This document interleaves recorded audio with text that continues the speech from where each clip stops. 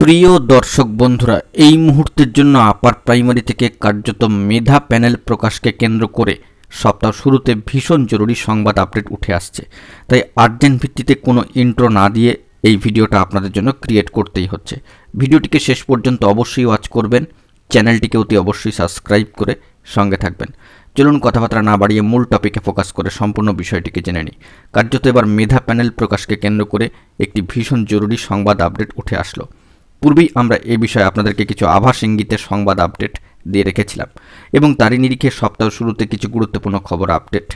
কার্যত এই সপ্তাহের শেষ প্রান্তে কিংবা এই সপ্তাহের মধ্যেই যেটা একটা সম্ভাব্য সময়সীমা বলা হচ্ছিল যে 10ই সেপ্টেম্বর, কার্যত সেটা সর্বাধিক 15ই সেপ্টেম্বর পর্যন্ত ধরা হয়েছিল। একটি গুরুত্বপূর্ণ সম্ভাবনার মধ্যে থাকছে মেধা প্যানেল প্রকাশের ক্ষেত্রে। তো মেধা প্যানেল প্রকাশের ক্ষেত্রে এই যে জরুরি সংবাদটি উঠে আসছে যে এই সপ্তাহের কিন্তু আপার প্রাইমারি গেজেটের 12.5 এবং 12.6 এর পয়েন্টকে মান্যতা দিয়ে প্যানেল প্রকাশ হতে পারে, সেরকমই একটি সম্ভাবনা কিন্তু থাকছে। সপ্তাহের একেবারে শুরুর দিনে গুরুত্বপূর্ণ একটি খবর আপডেট।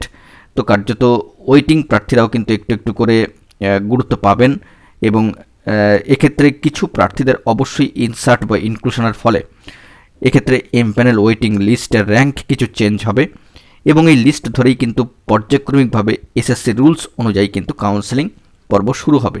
তো সেই দিক থেকে দাঁড়িয়ে এই সপ্তাহটা কিন্তু অত্যন্ত ভ্যালুয়েবল হতে চলেছে আপার প্রাইমারিতে নিয়োগ পাওয়ার অপেক্ষায়, অর্থাৎ জয়নিংয়ের অপেক্ষায় যে সমস্ত চাকরি প্রার্থীরা রয়েছেন তাদের ক্ষেত্রে এই সপ্তাহটা আরও একটা দিক থেকে অত্যন্ত ভ্যালুয়েবল, কারণ এই মেধা প্যানেলের প্রকাশের পরেই এই যে র্যাঙ্কের একটু রদবদল হবে, তাতে করে কারা এম প্যানেল ছিলেন ওয়েটিং হয়েছেন কিনা বা যারা ওয়েটিং ছিলেন তারা এম প্যানেল হয়েছেন কিনা, এই যে হেরফেরটুকু তারা কিন্তু অবশ্যই মেধা প্যানেল দেখলে বা সেটার কিন্তু অবশ্যই বিশ্লেষণ করলে সম্পূর্ণ বিষয়টি স্পষ্ট হয়ে যাবে।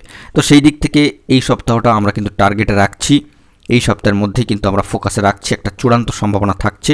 কমিশনেও কিন্তু এই সমস্ত বিষয় নিয়ে জোরদার কাজকর্ম চলছে, কারণ স্কুল সার্ভিস কমিশন ইতিমধ্যেই সর্বোচ্চ ন্যায়ালয় সুপ্রিম কোর্টে ক্যাভিয়েট দাখিল সহ নিয়োগের বিষয় কিন্তু একাধিক পজিটিভলি উদ্যোগ নিয়েছে এবং সেভাবেই কিন্তু commission West Bengal Central School Service কমিশনও কিন্তু এগোচ্ছে। সম্মানীয় চেয়ারম্যান সাহেবও কিন্তু অত্যন্ত তৎপর, তাকে কিন্তু অবশ্যই কৃতজ্ঞতা জানাতে হচ্ছে এই বিষয়কে কেন্দ্র করে, অর্থাৎ নিয়োগ ঘিরে একটা সাজো রব স্কুল সার্ভিস কমিশন তথা সম্মানীয় চেয়ারম্যান সাহেবের তরফ থেকেও কিন্তু গুরুত্বপূর্ণ ইনিশিয়েটিভ। কিন্তু পরবর্তী ক্ষেত্রে কি হবে না হবে এই মেধা প্যানেল প্রকাশের পরে সেটা পরবর্তীকালের বিষয়।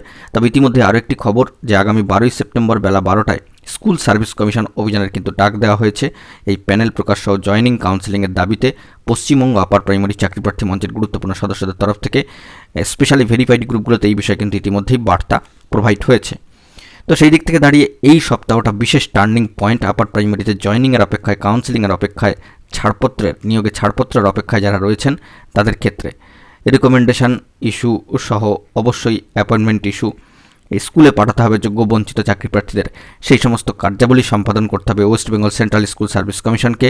তাই তারাও কিন্তু তৎপরতার সাথে এই কাজগুলো সম্পন্ন করবেন।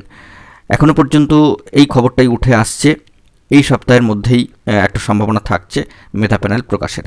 আপাতত সামাজিক গণমাধ্যমে সূত্র ধরে এই বার্তাটি উঠে আসলো। অবশ্যই এই বিষয়ে পরবর্তীকালে আরও গুরুত্বপূর্ণ টপিকে আমরা ফোকাস রাখার চেষ্টা করছি, জরুরি তথ্য পেলে সবটাই কিন্তু প্রোভাইড করব। এখন এটুকুই, সকলে ভালো থাকবেন, চ্যানেলটিকে অতি অবশ্যই সাবস্ক্রাইব করে নিয়ে সঙ্গে থাকবেন। ধন্যবাদ।